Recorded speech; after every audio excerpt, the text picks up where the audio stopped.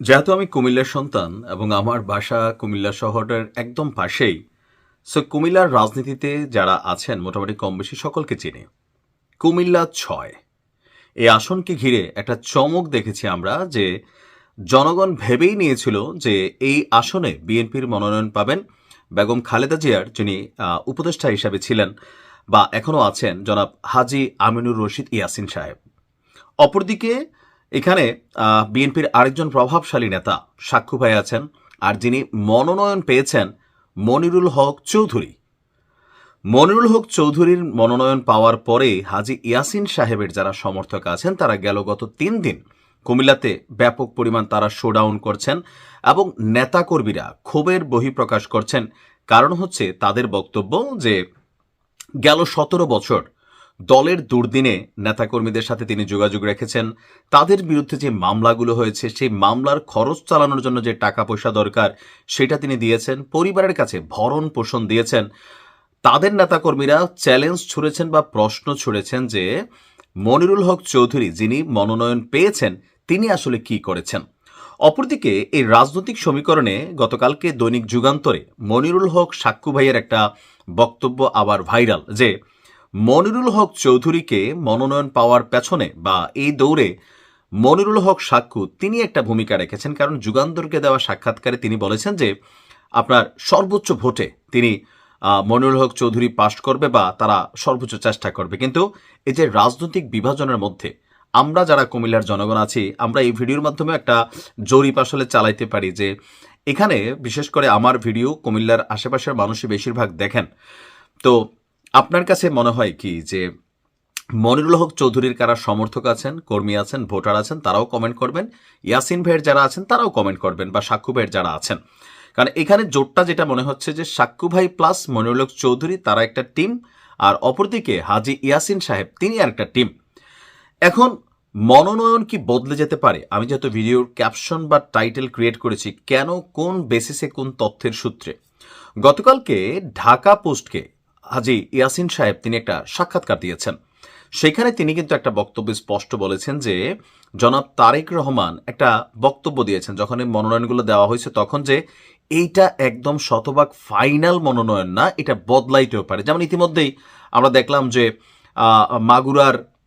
মাগুরারই তো সম্ভবত নাকি মাদারীপুর ১ আসনের যিনি এমপি প্রার্থী ছিলেন, মনোনয়নও পাইছিলেন মোল্লা কামাল, তো তিনি জয় বাংলায় স্লোগান দিয়ে তার মনোনয়ন হারাইছেন।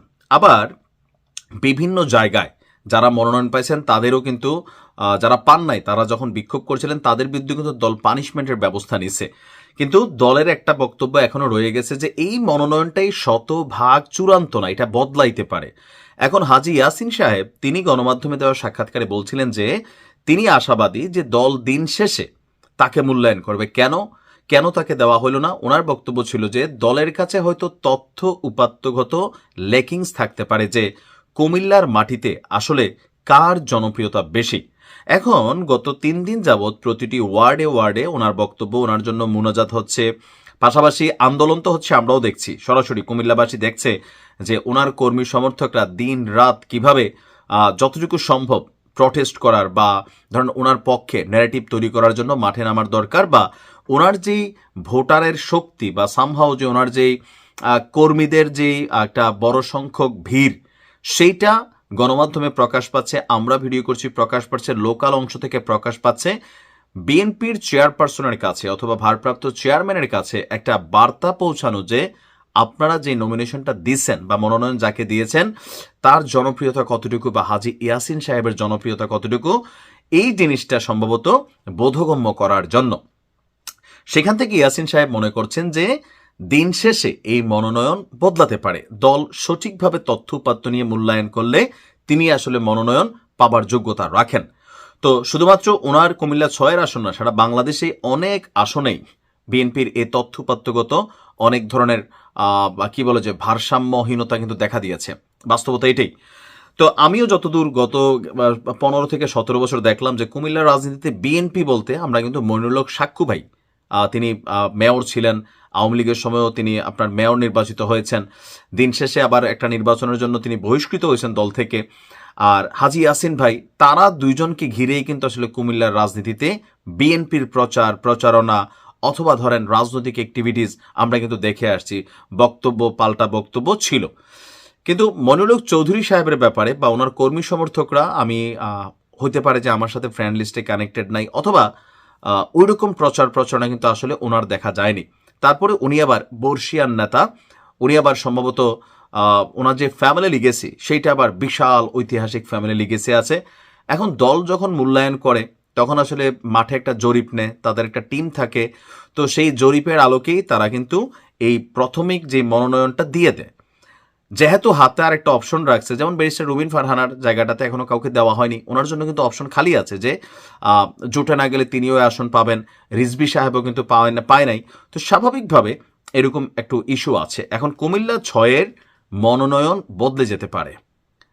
হাজি ইয়াসিন সাহেবের যেই সমর্থকরা আছেন তারা দে ওয়েতে প্রটেস্ট করছেন, এই প্রটেস্টের বার্তা সম্ভবত তারা চাচ্ছেন যেন বিএনপির যারা কেন্দ্রীয় কমিটি তারা দেখেন এবং কি বুঝতে পারেন যে না, এই অঞ্চলে বা এই আসনের আন্ডারে যতগুলো ওয়ার্ড আছে বা ইউনিয়ন আছে বা যে অঞ্চলগুলো আছে সেই অঞ্চলগুলোতে গণহারে ওনার জনপ্রিয়তাটা আসলে কতটুকু।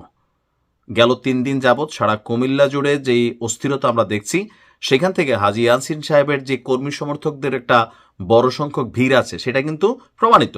অপরদিকে সাক্কুবের যারা কি বলে যে সাপোর্টার আছেন বা মনিরুল হক চৌধুরীর যারা সাপোর্টার আছেন, তারা এখানে বিজয় উল্লাস করা তারেক রহমানের নিষেধ ছিল যে যেই মনোনয়ন পাবে বিজয় উল্লাস করা যাবে না। তো সেই কারণে তাদের কর্মী সমর্থকদের ভিড় বা আসলে ওনাদের কতটুকু কর্মী সমর্থক আছে, সাক্কুবের আছে বিশাল, এটা আমি জানি, ব্যক্তিগতভাবে আমি ওনাদের চিনি, সম্পর্কের জায়গাটাও ভালো আছে। তো মোটামুটি ইয়াসিন ভাইয়ের ফ্যামিলির সাথেও একটা ভালো কানেক্টিভিটি থেকে এই দুই নেতা সম্পর্কে কোনো আসলে তাদের সমর্থনে এটা কেউ বলতে পারবে না। কারো হয়তো 19, কারো 20, কারো 20, কারো 19 অথবা 18-20, কিন্তু মনিরুল হক চৌধুরী তিনি আসলে খুব বেশি আলোচনায় ছিলেন না। হুট করে এসে কিন্তু তিনি একটা গোল মারছেন, আর এই গোলের পরেই কুমিল্লার রাজনীতিতে একটা ঝড় তৈরি হয়ে গেছে। ইয়াসিন ভাইয়ের সমর্থকরা এটাই মনে করছেন যে সর্বশেষ যখন মির্জা ফখরুল ইসলাম সাহেবের সাথে সাক্কু ভাই দেখা করছেন তখনই আসলে এখানে রাজনৈতিক একটা সমীকরণ গঠিত হয়েছিল। ইভেন সাক্কু ভাইকেই তারা এক ধরনের মনে করছেন যে না, ইয়াসিন সাহেবকে ঠেকানোর জন্য মনিরুল হক চৌধুরীর পক্ষে তিনি কাজ করছেন। আর বিশেষ করে গতকালকে যুগান্তরে তিনি যেই বক্তব্যটা দিয়েছেন, এখন বিএনপির রাজনৈতিক দল হিসেবে তারা তাদের মতন করে নেতাকর্মীদের মূল্যায়ন করবে। আর নেতাকর্মীরাও এটাকে বিএনপি আসলে কিভাবে নিচ্ছে, বিএনপিও এটাকে এক ধরনের এখনো পজিটিভলি নিচ্ছে যে মনোনয়ন পায় নাই তার নেতাকর্মীরা প্রটেস্ট করবে, তার নেতাকর্মীরা বিক্ষোভ করবে, এটাও নেতার প্রতি ভালোবাসা আনুগত্যের জায়গা থেকে। তো যতটুকু বোঝা যাচ্ছে ইয়াসিন ভাই এখনো আশাবাদী যে কুমিল্লা 6-এর মনোনয়ন বদলাবে, দিন শেষে তিনি আসলে এই মনোনয়নটা পাবেন। কারণ তিনি গেল 17 বছর দলের জন্য কি কি করছেন এটা তিনি তার গতকালকের ঢাকা পোস্টকে দেওয়া সাক্ষাৎকারে তিনি সামনে নিয়ে আসছেন। আর এগুলো অবশ্যই বিএনপি দল হিসেবে মনোনয়ন দেওয়ার পরে প্রাথমিক প্রতিক্রিয়া বাংলাদেশের বিভিন্ন জায়গায় তারা কিন্তু অবজারভেশন করছেন। তো সেখান থেকে হয়তোবা ভিন্ন আসতে পারে, আবার নাও আসতে পারে। এটা একবারে ফাইনাল না সেটা বলা হয়েছে, কিন্তু আবার এটা ফাইনালও হইতে পারে, নাও বদলাইতে পারে, এমনটাও কিন্তু বলা হয়েছে। তো দেখা যাক কি হয়। ভালো থাকুন।